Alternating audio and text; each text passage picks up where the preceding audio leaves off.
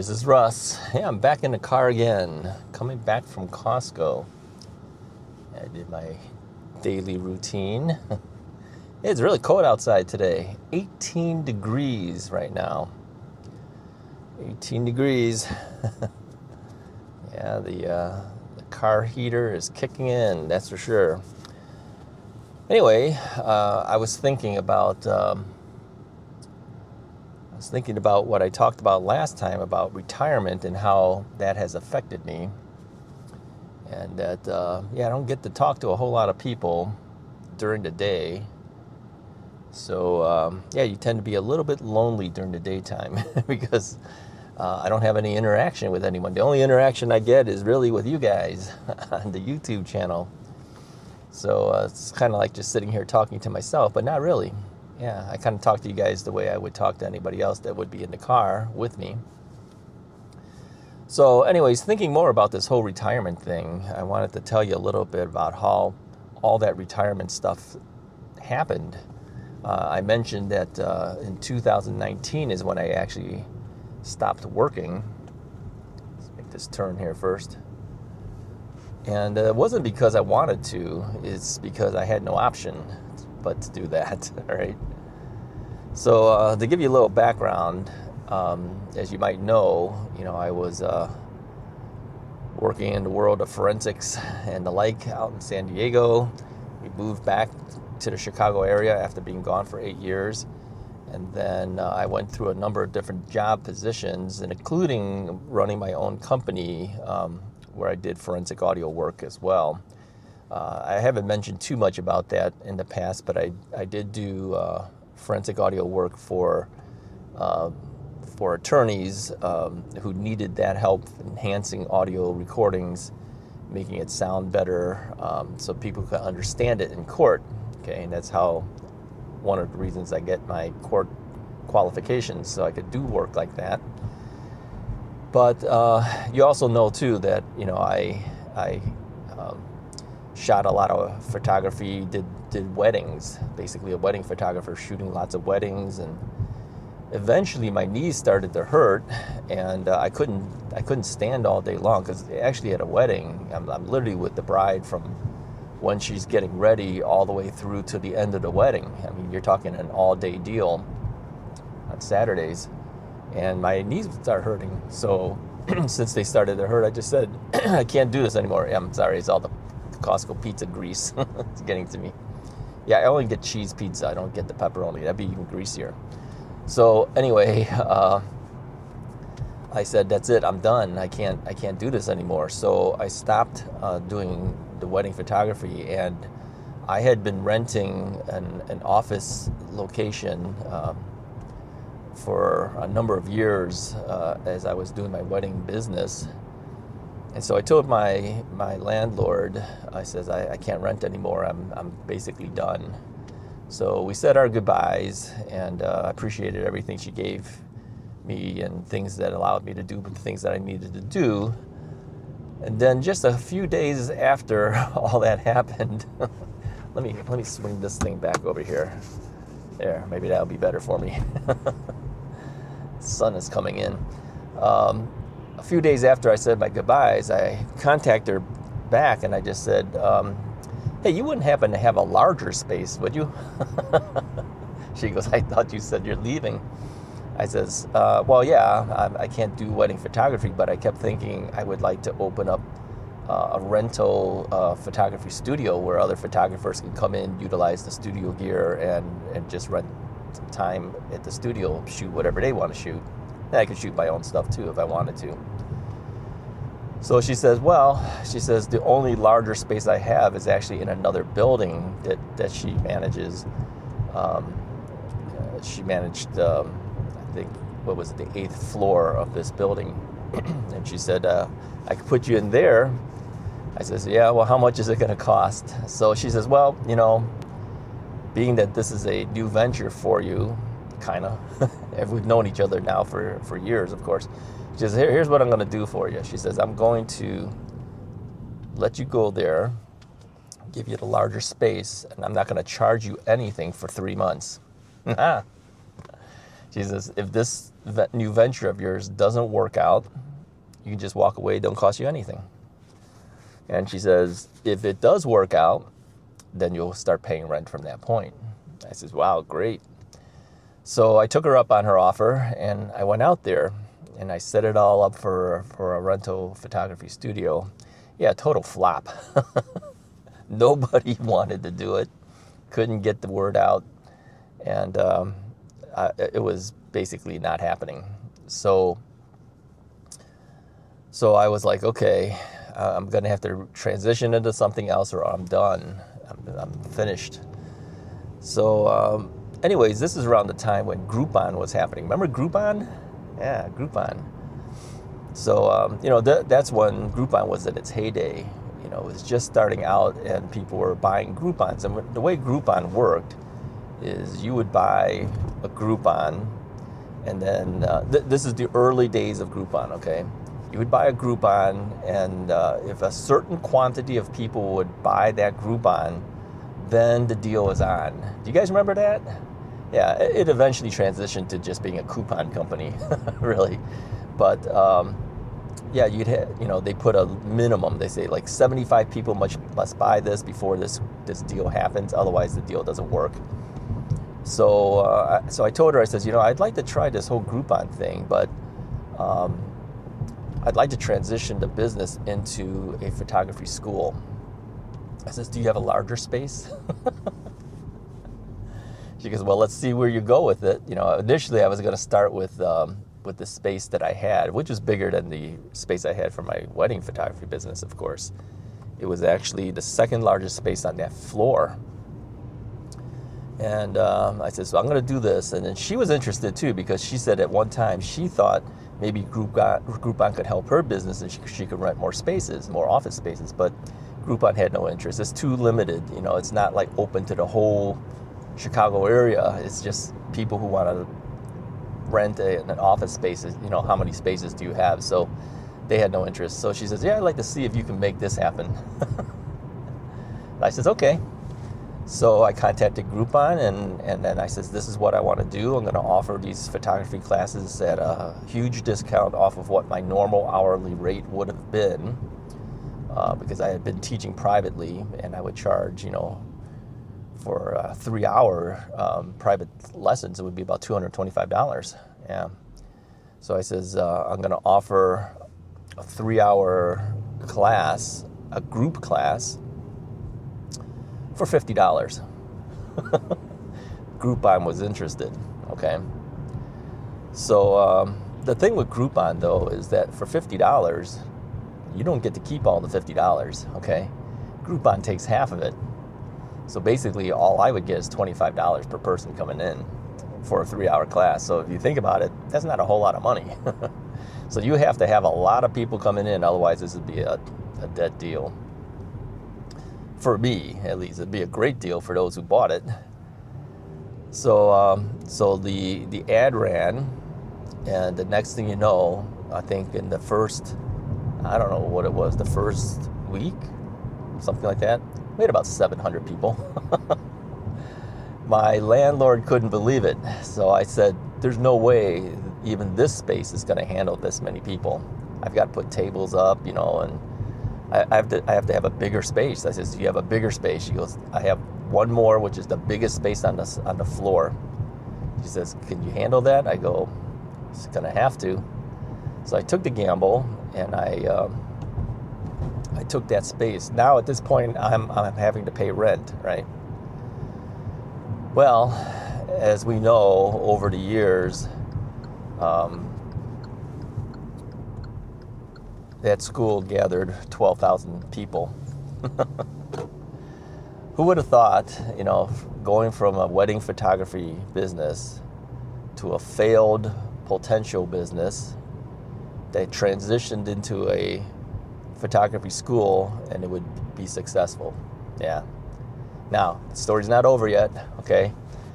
So we ran it for about 8 years, but by 2019, I could already see a year or two before that, we were getting less and less people. Yeah, the whole thing about DSLR cameras, digital SLR cameras. It was really popular when I started the school. People needed to learn how to use it because they bought these cameras and didn't know how to do it. I mean, it was such a big deal that even at Costco, the minute you walked in the door, the first thing you saw was the photo lab. And you also saw all the digital cameras they were selling on the display floor. But by, I would say maybe by 2017, 16, 17, that wasn't the case anymore. In fact, you go into any Costco now, you don't even see a photo lab anymore, and you don't even see the DSLR cameras available anymore because they don't sell them. So I saw it starting to go down. I says, yeah, this is not happening. And I should have probably gotten out at that time, but I says, you know, there's a thing in you that after you've been running for a while, you just say, you know, let me see if I can do it at least one more contract year. Because when you contract these commercial spaces, you contract for 3 years. So, you know, it suffered through the last couple years, having less and less people coming in because, you know, no one's buying the cameras. And the reason is because everyone's using their cell phones as their cameras, right? Even today, you see more people using cell phones for their cameras than DSLR cameras. And so it was going downhill. And so I says, wow, that's not good. And by the time 2019 happened, when I finally closed the school, very few people were signing up. And on top of that, the pandemic was happening. I says, well, no one's going to come in anymore. I mean, these are group classes and, you know, social distancing, remember all that? No one's ever going to come back into this thing. So I says, this business is dead. It's done. So I ran it for as far as I can go. And I said, you know, I still have, I don't know, I maybe had like 6 months left on my contract. I says, well, I'm going to have to be paying rent and not have anybody coming in. So essentially, I just abandoned it and didn't go back in anymore. I cleared all my stuff out of there and that room sat empty for half a year. Well, during that time too, I said, well, I might as well get my knee replaced because if nothing's happening, this is the best opportunity for me to get a knee replacement because I knew that I might be down for 3 or 4 months, right? Who would have known it would have taken 2 years for me to get my knee back in shape? Yeah, not me. I wasn't expecting something like that. So I said, yeah, that's it. I can't, I can't do this anymore. So I shut down my photography business and dealt with my knee for 2 years. But that was the beginning of my retirement, if you think about it. I was kind of forced into a retirement based on the pandemic, as a lot of companies shut down and the like. And my company basically shut down because of that too. But also other factors, the fact that people were wasn't using DSLR cameras anymore, and they were using cameras on their cell phone. And to this day, this is what a lot of people do, right? So I wrote it as far as I could write it, did as best as I could, you know, and thousands of students later, yeah. So it was also another highlight in my career path. I think the two biggest things I enjoyed most was working in the world of forensics and then also teaching photography. I mean, I enjoyed doing the weddings, but I think I enjoyed teaching the photography more. Yeah. So now I'm teaching you guys, just talking to you on the YouTube channel. Now, people have asked me, why don't you just teach on YouTube? Well, you know, when you've dealt with it for 8 solid years, and you know people pay you to come, you kind of have a hard time just doing it for free on YouTube, because you never know where you're gonna go with YouTube, whether it's gonna be successful or not. Oh, by the way, you know, since you know the Groupon was $50 and I'm only making $25, could you sustain a business that way? No, there's no possible way. You'd go out of business quickly. I found that the only way I could successfully continue is I needed to keep that student coming, not just the 1 3-hour class. So I tried to figure out what additional classes can I offer besides an introductory class. And so there's a lot of things you can offer, you know, classes talking about exposure, classes about composition, how to do this, how to do that, various things, go on some field trips and the like. And what I did is I offered those classes at the same Groupon rate, $50.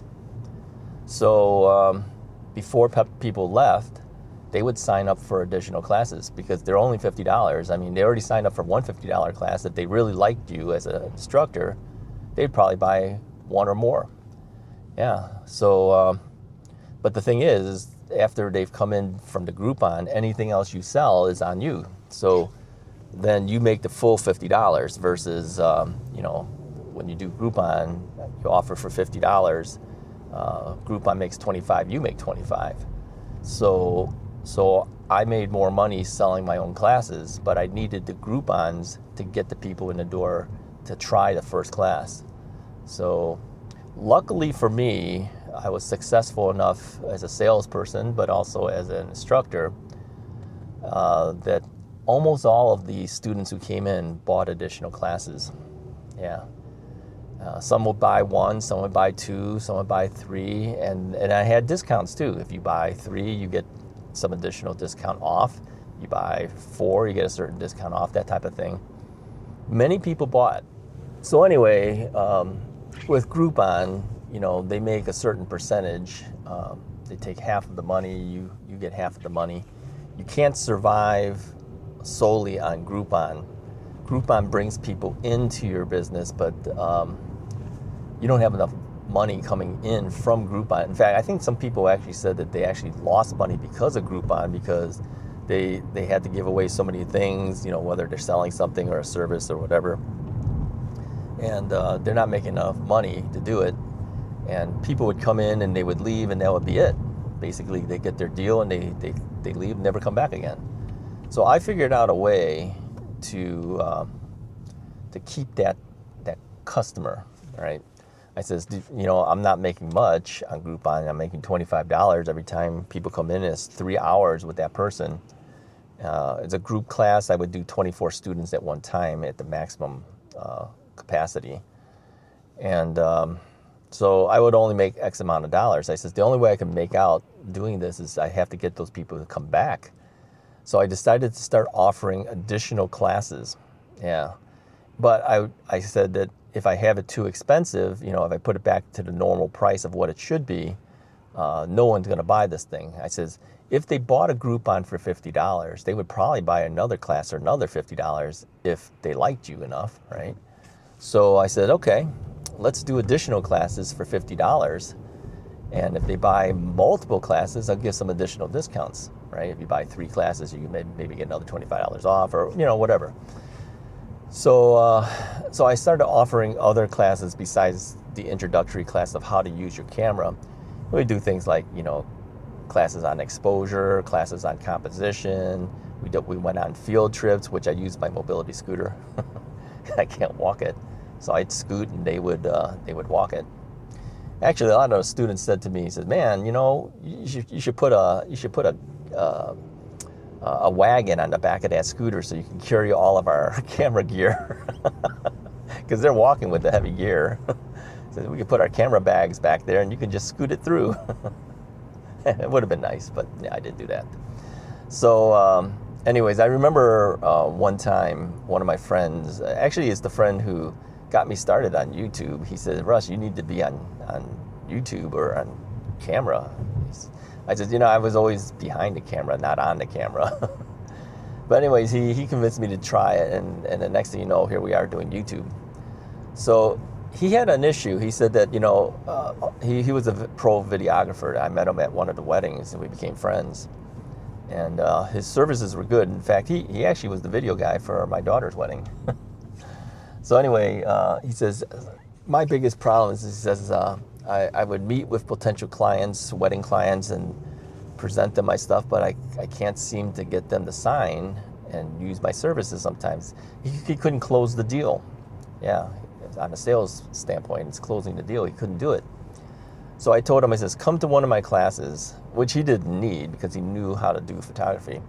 I says, come to one of my classes, it'll be a good refresher for you, but also watch how I sell additional classes after the class is done. And I says, I'll guarantee you a lot of them will buy it. I think he had his doubts that I would be able to sell that much. So about 24 people were there, and of the 24, I would say at least 20 of them lined up to buy additional classes after the classes were done.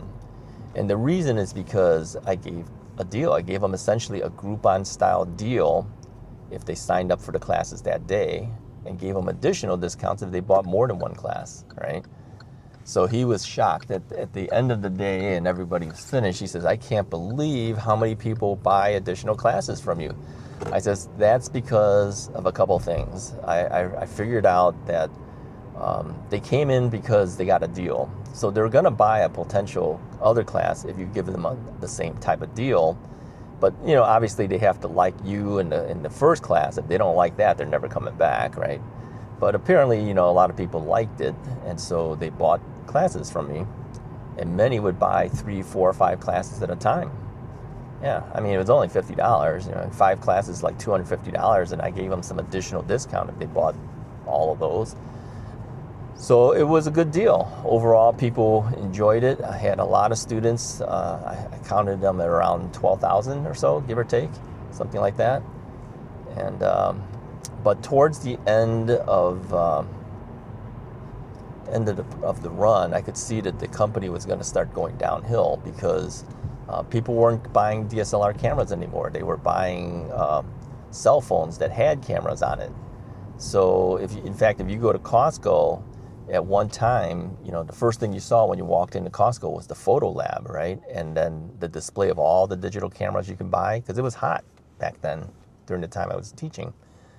But towards the end of the run of the school, I could see people aren't buying cameras anymore. They're using their phones. And so even Costco went away with their photo finishing lab, and was really just a printing lab. Photo finishing is more of a film thing. They went away with that, and then they even stopped selling digital SLR cameras. Yeah, you can't even find that at Costco anymore, right? So I saw the writing on the wall, but I held on as long as I could. And I would say maybe 2.5 years before I actually stopped the school, I could see it. And Mrs. Wright says, maybe it's time to stop the school. But of course, there's always something in you that says, I can maybe stretch it out another contract year. The thing is, when you rent commercial space, you rent at least 3 years at a time.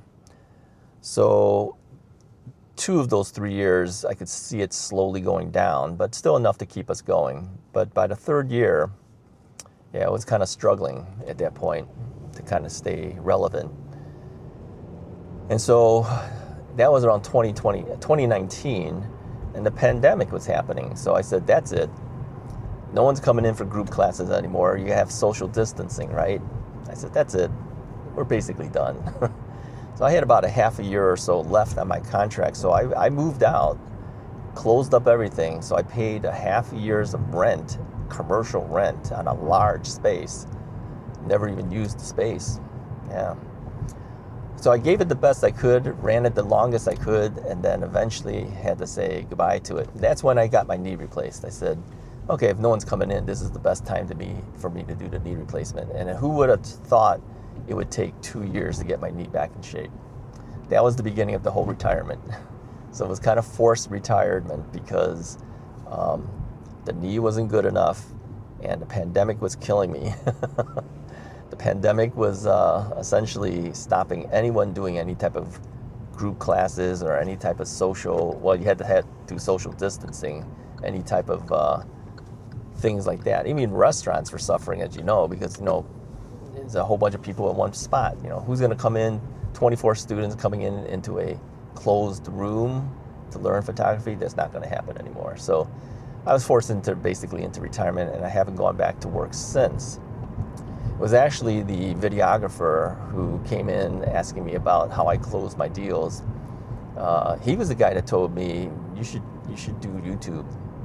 Yeah, I was really hesitant.